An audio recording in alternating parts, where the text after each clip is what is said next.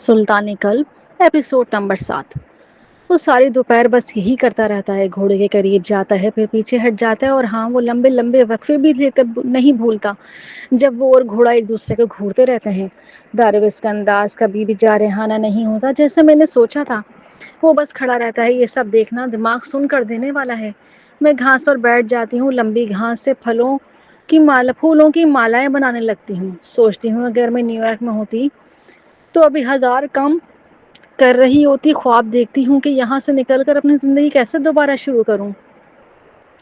شاید میں پہلے ہی پریگننٹ ہوں اور سب یہ جلدی ختم ہو جائے۔ میرا ہاتھ خود بخود اپنے پیٹ پر چلا جاتا ہے اور میرا دل گلے میں آ کر اٹک جاتا ہے۔ یا خدا، میں کیسے؟ نہیں، بالکل نہیں، میں پریگننٹ کیسے ہو سکتی ہوں؟ میں اس بارے میں سوچ بھی نہیں سکتی جب تک یہ حقیقت نہ بن جائے۔ اگر کبھی بنی بھی، خاص طور پر جب اس نے ان 2 بار کے علاوہ میرے ساتھ کچھ کیا ہی نہیں۔ میں دارویس کی طرف دیکھتی ہوں، وہ اب بھی گھوڑے کے ساتھ خاموشی کے مقابلے کیے کھڑا تھا۔ میں سر ہلاتی، میں خود سمجھ نہیں آ رہا کہ میں کیا چاہتی ہوں۔ جلدی پریگننٹ ہو جاؤں تاکہ سب ختم ہو جائے، یا میرا ذہن اچانک اس حاملہ گھوڑی کی طرف جاتا ہے، میرے جسم کے اندر ایک نئی زندگی۔ خدا کی قسم، یہ تو اس سب سے بھی زیادہ پاگل لگتا ہے جو ابھی تک ہوا ہے۔ میں پاگل ہو جاؤں گی، اور مجھے کتے کے پنجرے میں بند ہونا بھی کم پاگل نہیں لگا تھا۔ آخر دارویس کا مسئلہ کیا ہے؟ کیا وہ ایک دن اچانک اٹھا اور سوچا مجھے بچہ چاہیے؟ پھر اس نے خبروں میں میرے ابو کو دیکھا اور مجھے آسان شکار سمجھ لیا۔ کامبیز قزوینی نے جو بتایا اس کے واضح تھا کہ انہوں نے میری پوری تحقیق کی ہے، مگر میں ہی کیوں؟ کیا واقعی کوئی اور عورت نہیں تھی جو خود اس کا بچہ پیدا کرنے پر تیار ہو جاتی؟ یہ سب کیسے ہوگا؟ میں نے کبھی اس پر زیادہ غور نہیں کیا، کیونکہ سچ کہوں تو سوچ کر ہی میرا دماغ ہل جاتا ہے۔ لیکن میں جتنا اسے جان رہی ہوں، یہ سوال خود بخود اٹھتا ہے، کیوں؟ وہ بچہ کیوں چاہتا ہے؟ کسی گھوڑوں کے فارم کے وارث کے لیے؟ بظاہر اس کے پاس بہت پیسہ ہے، لیکن وہ اسے دکھاتا نہیں، اور جہاں تک میں نے دیکھا ہے یہ گھوڑے ہی وہ ہیں جو دنیا نے رد کر دی ہیں، زخمی، مظلوم، ناکام۔ یہ کوئی ریسنگ لیگیسی نہیں ہے جسے آگے بڑھایا جائے۔ شاید وہ اکیلا ہے اس ویرانے میں صرف گھوڑوں کے ساتھ۔ یہ ایسی کوئی مہلک بیماری ہے۔ وہ مرنے سے پہلے وہ اپنا نام آگے بڑھانا چاہتا ہے۔ میری نظر فوراً دارویس پر جاتی ہے، لمبا، مضبوط، سورج کی روشنی میں کھڑا۔ نہیں، میں صرف بیمار تصور بھی نہیں کر سکتی، اور نہ ہی وہ ایسا آدمی لگتا ہے جو بچے کو دنیا میں لا کر چھوڑ دے۔ وہ بہت زیادہ کنٹرول رکھنے والا ہے۔ میں آہستہ سے سانس چھوڑتی ہوں اور آنکھیں بند کر لیتی ہوں۔ میں صرف ایک ذریعہ ہوں، جو وہ کرے گا وہ اس کا مسئلہ ہے۔ میں صرف بچہ پیدا کروں گی۔ اگر وہ بچے کے ساتھ برا سلوک کرے گا، نہیں، وہ ایسا نہیں کر لگتا۔ جس طرح وہ گھوڑوں کے ساتھ نرم مزاجی ہے، وہ کبھی بھی میرے ساتھ بھی بچہ ٹھیک ہی ہوگا، اور میں اپنی زندگی میں واپس چلی جاؤں گی نا۔ سب کچھ بہت آسان لگتا ہے جب یہ سب صرف ایک خیال تھا۔ میں گھاس سے کھیلتی رہتی ہوں اور اپنی پریشان سوچوں کو دبانے کی کوشش کرتی ہوں۔ دارویس، وہ اب بھی سیمسن کے ساتھ اپنی عجیب سی ایکسرسائز جاری رکھے تھا۔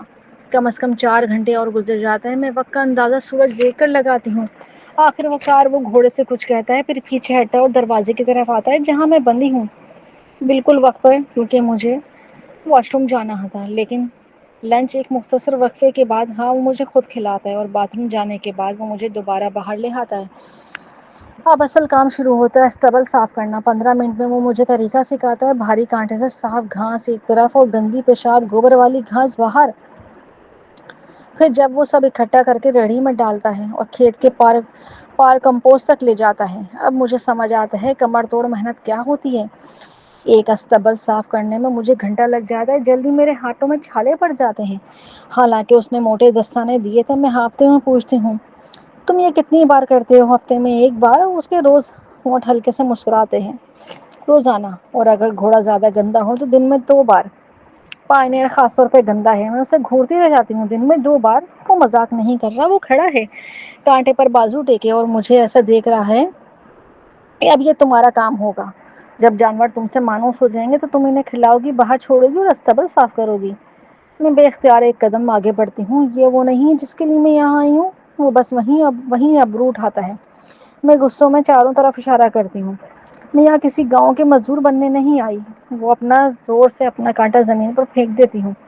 تم بار بار یہی بات لے آتی ہو۔ اس کی آواز ٹھنڈی ہو جاتی ہے جب وہ ایک قدم میری طرف بڑھاتا ہے اور اس کانٹے پر پاؤں رکھتا ہے جو میں نے غصے میں پھینکا تھا، کہ تم نے یہاں آنے پر کیا مانا ہے اور کیا نہیں۔ میری سمجھ کے مطابق تمہارے والد انتہائی مشکل میں تھے، پوری دنیا میں صرف میں ہی تھا جو ان کی مدد کر رہا تھا۔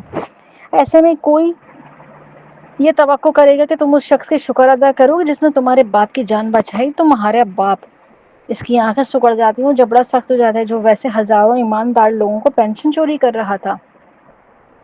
اس کی بات ختم ہوتی ہے اور مجھے یاد آتا ہے، او شٹ، میں سارا دن اس کے نرم رویے اور گھوڑوں کے ساتھ اس کی شفقت دیکھ کر بہک گئی تھی۔ لیکن یہ وہی آدمی ہے جو پل بھر میں برف کی طرح سرد ہو جاتا ہے، اور جب ایسا ہوتا ہے تو میرے لیے حالات کبھی نہیں اچھے ہوتے۔ ٹھیک ہے، میں ڈانٹ پیس کر کہتی ہوں، نظریں جھکا کر فرش پر بکھری گھاس کو دیکھتے ہوئے، یا خدا، صرف ایک دن میں ہی مجھے یہ کام ہزار سورجوں کی آگ جیسے نفرت انگیز لگنے لگتا ہے۔ ٹھیک ہے، میں بچکانہ انداز میں گھاس کو لاک مارتی ہوں، فوراً دارویز کا ہاتھ میری ٹھوڑی کے نیچے آتا ہے اور میرے چہرے اوپر اٹھاتا ہے۔ میرا مطلب یہ ہے تمہیں اب اپنی تمام توقعات، تمام چیزیں چھوڑ دینی چاہیے۔ تم اب یہاں ہو، فی الحال باقی سب کچھ بے معنی ہے، صرف تم اور میں۔ اس کا ہاتھ آہستہ آہستہ میرے پیٹ پر آتا ہے، اور جب وقت آئے گا بچہ، وہ اتنے یقین سے کہتا ہے جیسے اس کی دنیا میں سب کچھ اسی کے فیصلے کے مطابق ہوتا ہو۔ اب گھٹنوں پر آ جاؤ۔ وہ میرے پیچھے اشارہ کرتا ہے، کونیوں کو بیچ میں رکھو۔ میری آنکھیں پھیل جاتی ہیں جب میں مڑ کر دیکھتی ہوں۔ واقعی وہاں ایک لکڑی کی بینچ رکھی ہے، میں پانی کے نل اور بڑے سنک کے پاس۔ وہ مذاق کر رہا ہے، لیکن دل بیٹھ جاتا ہے، نہیں، یہ مذاق نہیں ہے۔ اب تک اس نے جو بھی ایک عجیب حکم دیا وہ کبھی مذاق نہیں نکلا۔ میں ایک بار پھر سے دیکھتی ہوں، شاید اس بار نہیں۔ اس کے سنجیدہ چہرے سے سب واضح ہے۔ میں بڑھتی ہوں اور مڑ جاتی ہوں۔ جیسے ہی میں سخت فرش پر گھٹنوں کے بل بیٹھنے لگتی ہوں، دارویز ایک گھوڑے کا کمبل نیچے پھینک دیتا ہے۔ واہ، کتنا مہذب آدمی ہے! تو اب میں گھوڑوں کے کمبل پر گھٹنے کے بل ہوں، اور وہ کیا کرنے والا ہے یہاں گندے استبل میں؟ میں کمبل پر گھٹنے کے بل بیٹھ جاتی ہوں، کونیوں کو بینچ میں رکھو۔ میں مان جاتی ہوں۔ میرے پیچھے پانی کے بہنے کی آواز آتی ہے۔ میں بے چینی سے ہلتی ہوں، نظریں استبل میں گھومتی ہیں۔ ابھی تک میرے تجربات بہت کم ہیں، اور خاص طور پر اس کے ساتھ مجھے کچھ اندازہ نہیں کہ آگے کیا ہوگا۔ میں تن جاتی ہوں، پھر اچانک اس کا ہاتھ میرے جینس کے بٹن کھولتے ہیں اور انہیں گھٹنے تک نیچے کھینچ دیتا ہے۔ پھر زیر جامہ بھی اس کے فوراً ہاتھ میری پشت پر آ جاتے ہیں۔ وہ مجھے تھامتا ہے، دباتا ہے۔ میں چونک کر ہل جاتی ہوں۔ وہ ہلکی سی ہنسی ہنستا ہے۔ یاد رکھو ماسٹر کا لمس کیسا ہوتا ہے۔ وہ دوبارہ دباتا ہے، مسلتا ہے، پھر جھک کر میرے قریب آتا ہے، اور یہ بھی یاد رکھو تمہیں یہ کتنا سب کچھ پسند ہے۔ اس کا دباؤ، اس کا پریشر مزید بڑھ جاتا ہے۔ پھر وہ اپنا ہاتھ میرے سامنے لا کر انگوٹھا میرے منہ میں رکھ دیتا ہے۔ سیکنڈ، میں تیز سانس لیتی ہوں مگر مان جاتی ہوں۔ انگوٹھے میں صابن کی ہلکی سی خوشبو آتی ہے۔ That's good, that's great, that's like my good girl. وہ تعریف کرتا ہے، بالکل ویسے جیسے وہ گھوڑے سے بات کرتا ہے۔ یہ واقعی بہت عجیب ہے، صرف مجھے ہی لگ رہا ہے، لیکن پھر میرے اندر کچھ سچ چھوتا ہے۔ یہ اس کی انگلیاں نہیں ہیں۔ میں چونک کر نیچے دیکھتی ہوں۔ ایک بڑا چپٹا برش، کیا یہ؟ ہاں، گھوڑوں والا برش۔ وہ مجھے اس سے چھیڑ رہا ہے۔ گرومنگ فارم کے روزمرہ زندگی کا اہم حصہ ہے، وہ آہستہ سے کہتا ہے، خاص طور پر سینسیٹیو پارٹس کے لیے نرم برش ضروری ہوتا ہے۔ وہ میری قمیض کے پیچھے سے نیچے جھک کر میری گردن پر لب رکھتا ہے، ہلکا سا کاٹتا ہے، لیکن کام صحیح کرنے کے لیے دباؤ ضروری ہوتا ہے۔ وہ برش کو حرکت دیتا ہے اور میں جھٹکے سے آگے جھک جاتی ہوں۔ برسلز قدرے سخت ہیں، اور میں فیصلہ نہیں کر پاتی یہ اچھا لگ رہا ہے یا بے چینی پیدا کر رہا ہے۔ مگر جس طرح وہ میری گردن کے پیچھے ہلکے ہلکے کاٹ رہا ہے، میرے کان کے قریب سرگوشیاں کر رہا ہے، اس کا دوسرا ہاتھ میرے وجود کے سینسیٹیو پارٹس کو چھوتا ہے، ٹٹولتا ہے، آگے بڑھ رہا ہے۔ میرا پورا جسم میں ایک جھٹکا سا دوڑ گیا۔ دیٹس اٹ، وہ نرمی سے سرگوشی کرتا ہے۔ اس کی انگلیاں آہستہ آہستہ میرے انٹرنل حصے میں کے دہانے کو چھیڑتی ہیں، ذرا سا اندر سرکتی ہیں۔ جب تم گھوڑی کو اس طرح سنوارو گی جس طرح سے اسے پسند ہے، تو وہ بھی تمہارے لمس پر رد عمل دینے لگتی ہے۔ وہ برش کو زور سے دباتا ہے اور میرے جسم کی نرمی اس کی انگلیوں پر پھیل جاتی ہے۔ یہ سنوارنا، ماسٹر اور گھوڑی کے درمیان ایک نرم تعلق قائم ہوتا ہے۔ اس کے دانت میرے کان کے پیچھے جلد میں گہرائی سے پیوست ہوتے ہیں، اور میرے جسم میں سنسنی دوڑ جاتی ہے، کیونکہ وہ سیکھتی ہے کہ وہ جانتا ہے اس کے کس طرح چھوا جائے۔ اس کی ایک موٹی لمبی انگلی میرے اندر اترتی ہے۔ گرومنگ بالکل گھڑ سواری کی طرح ہے، اگر صحیح کی جائے۔ دونوں کو اعتماد اور لطف کے معاملے ہوتا ہے۔ وہ برش کو پیچھے کھینچتا ہے، پھر ہلکے سے ہلکے چھوتا ہے، پھر دائرے بناتا ہے، اوپر نیچے، پھر دوبارہ دائرے۔ میں ہانپ اٹھتی ہوں مگر آگے بڑھ کر مزید دباؤ چاہتی ہوں، مگر وہ فوراً ہٹا لیتا ہے، اور اس لمحے ایک اور انگلی میرے اندر داخل ہو جاتی ہے۔ پھر اچانک برش بھی غائب۔ اب اس کی انگلیاں میرے حواس چوکنے ہو جاتے ہیں۔ میں انتظار کرتی ہوں، شاید اس کی بیلٹ کھلنے کی آوازیں، مگر کچھ اور میرے اندر کسی چیز کا دباؤ محسوس ہوتا ہے، میں چونک جاتی ہوں۔ ٹھہرو، اس کا ہاتھ میری کمر پر مضبوطی سے آتا ہے۔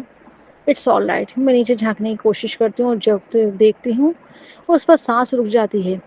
یہ وہ نہیں، یہ کوئی لکڑی جیسی چیز ہے جس پر ربڑ چڑھا ہوا ہے۔ میں جھٹکے سے آگے بڑھتی ہوں۔ اسٹل، وہ سختی سے کہتا ہے۔ میں پیچھے مڑ کے دیکھتی ہوں، میرا دماغ سن ہو جاتا ہے۔ وہ کانٹے کے ہینڈل کو میرے اندر دھکیلتا ہے۔ What the? زبان سنبھالو، وہ جھڑک دیتا ہے۔ عباس، اعتماد الفت، کیا تم گھوڑوں کے ساتھ بھی یہی کرتے ہو؟ وہ آبرو اٹھاتا ہے۔ نہیں، میں حیوانی تعلقات میں دلچسپی نہیں رکھتا۔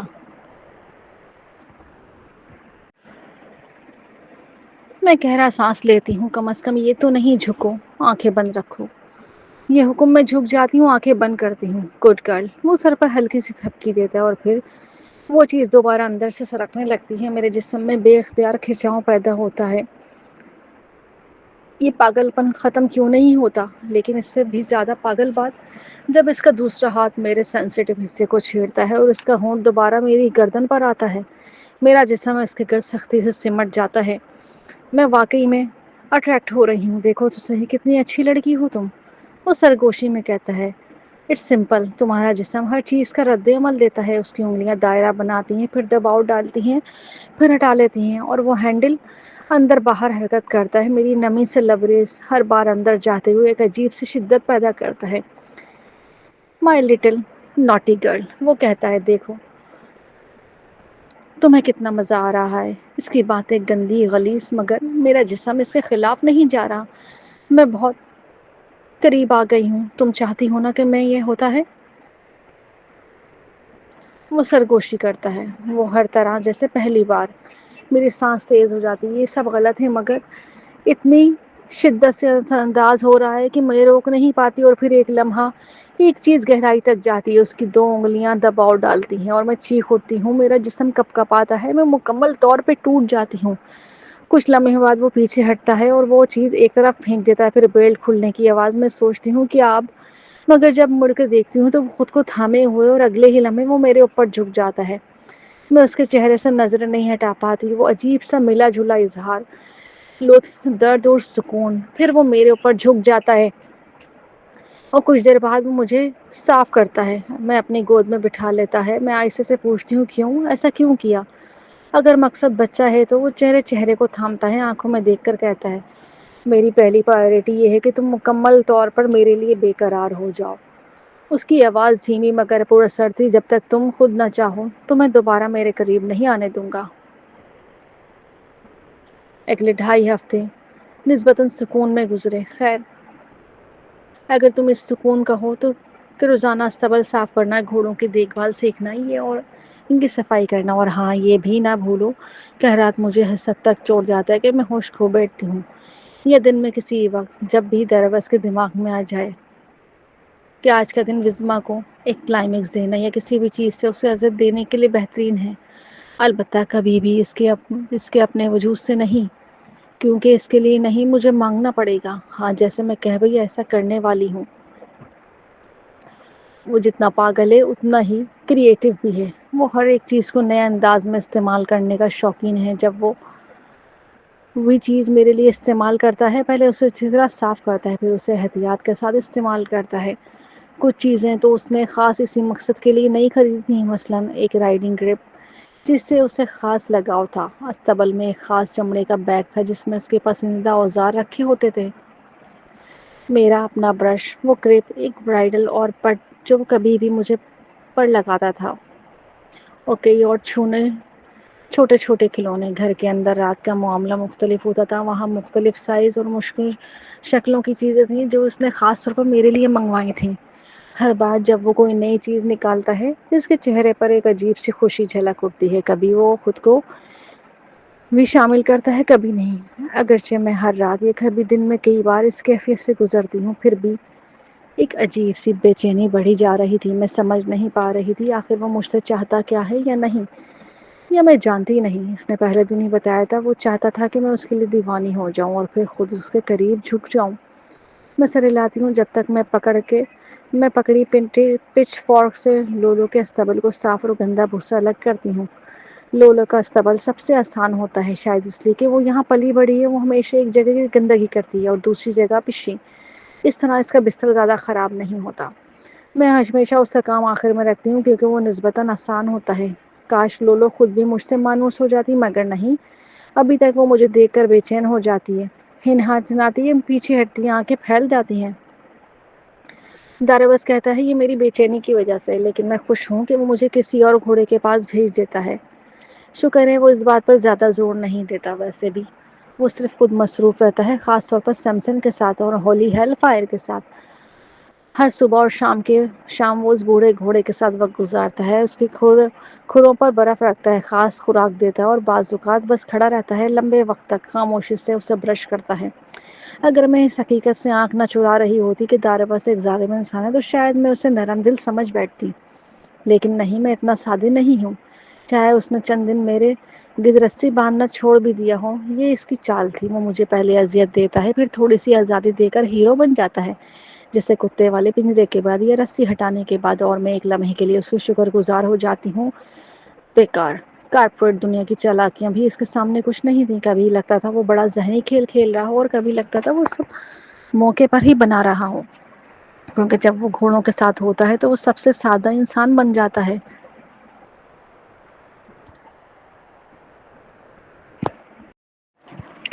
وہ اب مجھے مجبور نہیں کرتا کہ میں سیمسن کی ٹریننگ دیکھوں، تو میں خود ہی چلی جاتی ہوں۔ پیش رفت بہت سست تھی، شروع میں صرف گھورنا، سیمسن بھاگتا ہے، داروس اسے گھیرتا ہے، پھر دونوں رک جاتے ہیں، پھر دوبارہ وہی۔ چند دن بعد سیمسن اسے قریب آنے دیتا ہے، پھر چھونے دیتا ہے، پھر بس پورا ہفتہ وہ یہی کرتا ہے، صرف چھونا اور ہاں سرگوشیاں کرنا، وہ عجیب زبان جو صرف گھوڑا اور وہ سمجھتے ہیں وہ واقعی ہارس وسپر تھا۔ اور 3 ہفتوں بعد وہی پاگل بے قابو سمسن بدل چکا تھا۔ میں لولو کا کام ختم کر کے باڑ کے پاس کھڑی ہو کر دیکھتی ہوں۔ 2 دن سے داروس ایک کمبل سیمسن کے پیٹھ پر ڈال رہا ہے، پھر ہٹا رہا ہے، پھر ڈال رہا ہے، پھر ہٹاتا ہے۔ میں نے سوچا تھا کہ اب تک داروس کچھ بھی کر سکتا ہے، مگر شروع میں سیمسن اپنی پیٹھ پر کچھ رکھنے کی جانے سے خاصا بدک گیا تھا، اور جب میں دیکھ رہی ہوں تو سمجھ آ رہا ہے کہ داروس کیا کر رہا ہے۔ صرف کمبل ہی نہیں، وہ اب اس کی پیٹھ پر مکمل زین بھی رکھ رہا ہے۔ سیمسن بے چینی سے زمین کھرچتا ہے، مگر داروس زین جما دیتا ہے۔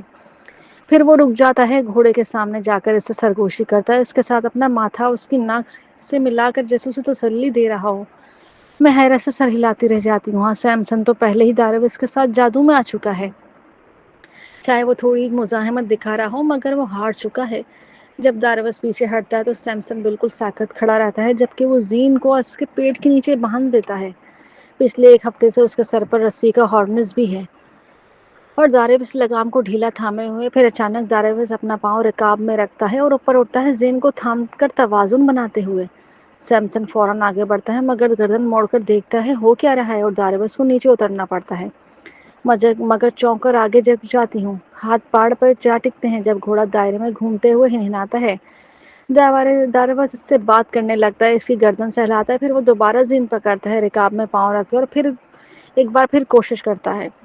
میرا دل حلق میں آ جاتا ہے، جبکہ سیمسن دوبارہ آگے بڑھتا ہے، داروس کو ہٹا دیتا ہے اور پھر زمین پر آ گرتا ہے۔ یہ آخر ہو کیا رہا ہے؟ صاف ظاہر ہے گھوڑا بھی تیار نہیں ہے، مگر داروس جسے کچھ سیکھنے والا نہیں۔ وہ چند قدم چلتا ہے، زین پکڑتا ہے، ایک بار پھر خود کو اوپر اٹھاتا ہے، اور نتیجہ وہی۔ لعنت ہو اس سب چیز پہ، ہر اس چیز پر قابو پانے کی ضد کیوں ہے؟ یہ ایک جنگلی جانور ہے، آخر وہ کیوں اسے مجبور کر رہا ہے؟ صاف نظر آ رہا ہے کہ گھوڑا سواری نہیں چاہتا، کیوں جائے گا؟ وہ ساری زندگی آزاد رہا ہے، اپنی مرضی سے جیتا رہا ہے، جہاں چاہا گیا، جہاں چاہا کھایا، جہاں چاہا سویا۔ اس کا جسم اپنا ہے پہلے، پھر یہ آدمی آتا ہے، ہر روز تمہیں چھوتا ہے، تم سے کہتا ہے، اس طرح سے ماسٹر کہو، تمہیں یوں برتتا ہے جیسے تم اس کی ملکیت، تو تمہیں مجبور کرتا ہے کہ تم ہر چیز پر شک کرو، دنیا پر، خود پر۔ یہ سب غلط ہے۔ میں اس جنگلی گھوڑے کو گھورتی ہوں، جیسے اپنی خاموشی دعا اس تک پہنچانا چاہتی ہوں، اسے اپنا پر حاوی نہ ہونے دینا۔ میں خود دھیمی آواز میں کہتی ہوں۔ داروس پھر سے رکاب میں پاؤں رکھتا ہے، سیمسن ایک لمحے کو رکتا ہے، پھر آگے بڑھتا ہے۔ یہ وہی لمحہ کافی ہوتا ہے، داروس فوراً ٹانگ گھما کر زین پر بیٹھ جاتا ہے۔ جیسے ہی سیمسن دوڑتا ہے، داروس لگام تھام لیتا ہے، وہ اسے آگے بڑھنے دیتا ہے، مگر جیسے ہی بائیں طرف کھینچتا ہے، سیمسن بائیں مڑ جاتا ہے اور وہ دونوں ایک تیز دائرے میں دوڑنے لگتے ہیں۔ داروس بلند آواز میں اس کی تعریف کرتا ہے۔ یہ سارا منظر خوبصورتی بھی ہے اور اذیت ناک بھی۔ اس کے جسم ایسے جڑے ہوئے لگتے ہیں جیسے ایک ہی لکیر ہو، گھوڑا اور سوار، مالک اور اس کا تابع ایک ہی مقصد میں بندھے ہوئے ہیں۔ میں فوراً مڑ جاتی ہوں، دل مٹھی میں رکھ کر تیزی سے وہاں سے دوڑ کے چلی جاتی ہوں کیونکہ سینے میں کچھ جل رہا ہے، درد اور غصہ۔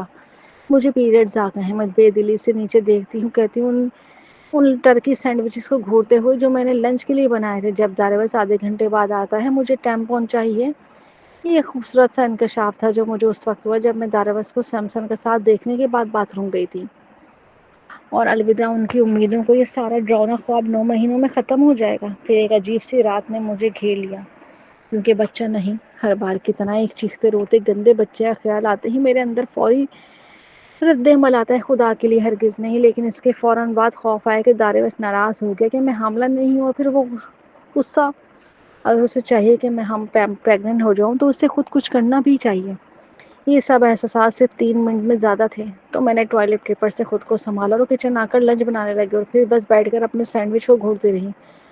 کمال دن جا رہے تھے۔ کیا مجھے چھٹی مل سکتی ہے؟ میں جا کر دوبارہ سو جاؤں، شاید درد کا بہانہ بنا لوں کہ یہ پیریڈ پی ای کلاس کی طرح کام کرے گا۔ میرے ساتھ آؤ۔ دارویز میرا ہاتھ پکڑ کر مجھے کرسی سے اٹھاتا ہے، وہ پھر مجھے سیڑھیاں چڑھاتے ہوئے اوپر لے جاتا ہے۔ 3 فلورز تک بستر پر لیٹ جاؤ، وہ حکم دیتا ہے۔ دیکھو اگر تم مجھے دے دو تو میں نیچے جا کر خود بستر پر۔ اس کی بھنوؤں کے درمیان شکن پڑ جاتی ہے۔ میں جھنجلا کر سانس چھوڑتی ہوں، ہاتھ اٹھا دیتی ہوں، مگر مان جاتی ہوں۔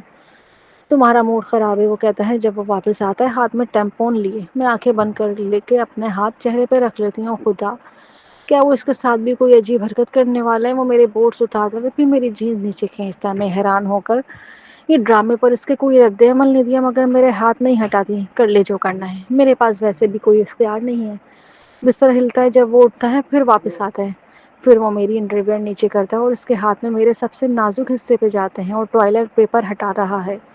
میں شکر گزار ہوں کہ میرے ہاتھ چہرے پر ہیں، کیونکہ مجھے یقین میں سرخ ہو چکی ہوں۔ خدا، کچھ چیزیں نجی پرائیویٹ رہیں، لیکن نہیں، وہ تو جیسے ہر ہاتھ پار کرنے آیا ہے۔ میں گھٹنوں کو آپس میں ملانے کی کوشش کرتی ہوں، وہ فوراً انہیں الگ کر دیتا ہے۔ پھر میں محسوس کرتی ہوں وہ گرم کپڑے سے نرمی سے صاف کر رہا ہے، اتنی ترتیب سے، اتنی احتیاط سے کہ مجھے اپنے ہونٹ کاٹنے پڑتے ہیں کہ آنسو نہ نکل آئے۔ وہ اتنا سافٹ کیوں ہے؟ کیوں وہ میرے ساتھ ایسا کیوں کر رہا ہے؟ اور یہ سب آخر ہے کیا؟ کیا وہ صرف بچہ چاہتا ہے یا اس سے زیادہ؟ یہ شاید وہ چاہتے ہیں کہ میں مکمل طور پر اس کے قابو میں آ جاؤں اس سے پہلے کہ مجھے اس کے بچے کے جنم دینے کا اعزاز ملے۔ لعنت ہو اس سب چیزوں پہ۔ میں جتنا اس کے بارے میں سوچتی ہوں اتنا ہی الجھ جاتی ہوں۔ میں آنکھیں بند کر لیتی ہوں، مزید ہونٹ سے دبا لیتی ہوں۔ یہ سب ہارمونز، پی ایم ایس کی وجہ سے ہے، اور 3 ہفتے اس جگہ میں بند ہونا جہاں بات کرنے کے لیے کوئی نہ ہو سوائے اس کے اور ان گھوڑوں کے پاگل ہونا ناممکن ہے۔ پھر بھی میں اس عجیب سی ہلچل کو روک نہیں پاتی جو میرے پیٹ میں اٹھتی ہے جب میں وہ نرمی سے ٹیمپون کو میرے اندر درست جگہ پہ رکھتا ہے۔ اس عمل میں کوئی جنسی پہلو نہیں ہے۔ جب وہ جھک کر میرے جسم کو اس حساس حصے کو پر ہلکا سا بوسہ دیتا ہے تو مجھے ایسا محسوس ہوتا ہے جیسے وہ مجھے بھڑکانے کی کوشش نہیں کر رہا، بلکہ جیسے کوئی دعا دے رہا ہو یا اس کے لیے کوئی روحانی لمحہ ہو، اور یہی چیز میرے جذبات کو بکھیر دیتی ہے۔ میں آہستہ سے اپنا بازو اٹھاتی ہوں، نیچے جھانکتی ہوں۔ وہ جھکا ہے، وہ میرے وجود کے عین حصے کے قریب ہے۔ کیا وہ اس بات پر اداس ہے کہ میں پریگننٹ نہیں ہوں یا کچھ اور ہے؟ میں اس آدمی کے ساتھ روز رہتی ہوں، ہر رات اس کے ساتھ سوتی ہوں، پھر بھی اس کے بارے میں کچھ نہیں جانتی۔ تھینک یو، میں کہتی ہوں تھوڑا سا پیچھے ہٹتے ہوئے۔ ہمیں واپس جانا چاہیے، دوپہر کی کھانے کا وقت ہو گیا ہے۔ میں بستر کے کنارے سے ٹانگیں نیچے لٹکاتی ہوں اور دوبارہ کپڑے پہننے لگتی ہوں۔ میں ابھی پہلا بوٹ پہن ہی رہی ہوتی ہوں کہ اس کی آواز آ گونجتی ہے۔ نہیں، میں رک جاتی ہوں، بوٹ آدھا پہنا ہوا اور احتیاط اس کی طرف دیکھتی ہوں۔ نہیں، وہ سر ہلاتا ہے، بستر کے ساتھ ٹیک لگائے مجھے دیکھتا ہے۔ چونکہ تم پریگننٹ ہی ہو، اب وقت آ گیا ہے تمہیں گھوڑے پر بٹھانے کا۔ میرا پاؤں بوٹ میں داخل ہوتا ہے اور میرا دل جیسے نیچے گر جاتا ہے۔ اوہ، اس کی ضرورت نہیں ہے، میں جلدی سے کہتی ہوں ہاتھ ہلاتی ہوئی۔ وہ سب ٹھیک ہے، انہیں میری ضرورت نہیں ہے۔ کسی گھوڑے کو سمجھنے کا ایک اہم حصہ اسے سواری کرنا ہے، وہ اسے سکون سے کہتا ہے۔ یہی وہ مقام ہے جہاں اصل تعلق بنتا ہے۔ تم نے انہیں کھانا دے کر اور سنوار کر ان کا اعتماد حاصل کر لیا ہے، اب تمہاری باری ہے کہ تم ان پر اعتماد کرو۔ میں اس سے حیرت سے دیکھتی رہ جاتی ہوں۔ ایک گھوڑے پر اعتماد؟ اپنی جان کے ساتھ؟ کیا وہ خود کو سن رہا ہے؟ مگر وہ 2000 پاؤنڈ کے ہوتے ہیں، میں احتجاجاً کہتی ہوں۔ شوگر تقریباً 1500 کی ہے، وہ ہلکے سے کہتا ہے جیسے اسے میری بات پہ ہنسی آئی ہو۔ میرا دل تھوڑا سا سنبھلتا ہے یہ سن کر کہ وہ شوگر کی بات کر، لیکن پھر بھی مجھے یاد آتا ہے وہ تو جنگلی گھوڑی ہے، تو وہ ہم تو کیا؟ میں ہاتھ اٹھاتی ہوں۔ وہ اچانک اپنی جنگلی دن یاد کر لے، دوڑ پڑے اور میں اس کے گھوڑے پہ بیٹھوں۔ وہ سیدھی نظر سے مجھے دیکھتا ہے۔ کیا تم نے شوگر کو کبھی پرسکون نرم مزاج کے علاوہ کچھ پایا؟ یہ بات نہیں ہے، تم نے خود تو کہا وہ سیمسن کی طرح جنگلی تھی۔ وہ اپنی کوہنی گھٹنے پر رکھ کر تھوڑی ہاتھ پر ٹکا لیتا ہے. پلیز مجھے میرے ہی گھوڑوں کے بارے میں مزید مت بتاؤ، کیونکہ ظاہر ہے تمہیں بہت تجربہ ہے اور جو تمہارے مسٹنگس کے خلاف تعصب ہے وہ واقعی دلچسپ ہے. میں غصے سے چھانٹ چھوڑ دیتی ہوں. تعصب؟ تم مجھ پر الزام لگا رہے ہو؟ میں تو بس... ٹھیک ہے. وہ کھڑا ہوتا ہے اور دروازے کی طرف اشارہ کرتا ہے. شوگر نہیں، حالانکہ وہ سب سے نرم گھوڑی ہے. پائنیر تقریباً اتنا ہی نرم ہے. وہ تمہیں پسند بھی کرتا ہے. ہم اس کی تیار کریں گے، تمہیں آج شام تک سواری کروا دیں گے. پائنیر؟ وہی جس نے اپنے مالک کو گرا دیا تھا؟ اس کا پرانا مالک ظالم تھا. بالکل. میں ہاتھ اٹھاتی ہوں. تم خود میری بات ثابت کر رہے ہو. تمہارے سارے جانور ریسکیو ہیں. وہ سب کبھی بھی اپنے پرانے تجربات یاد کر کے نہیں رکیں گے.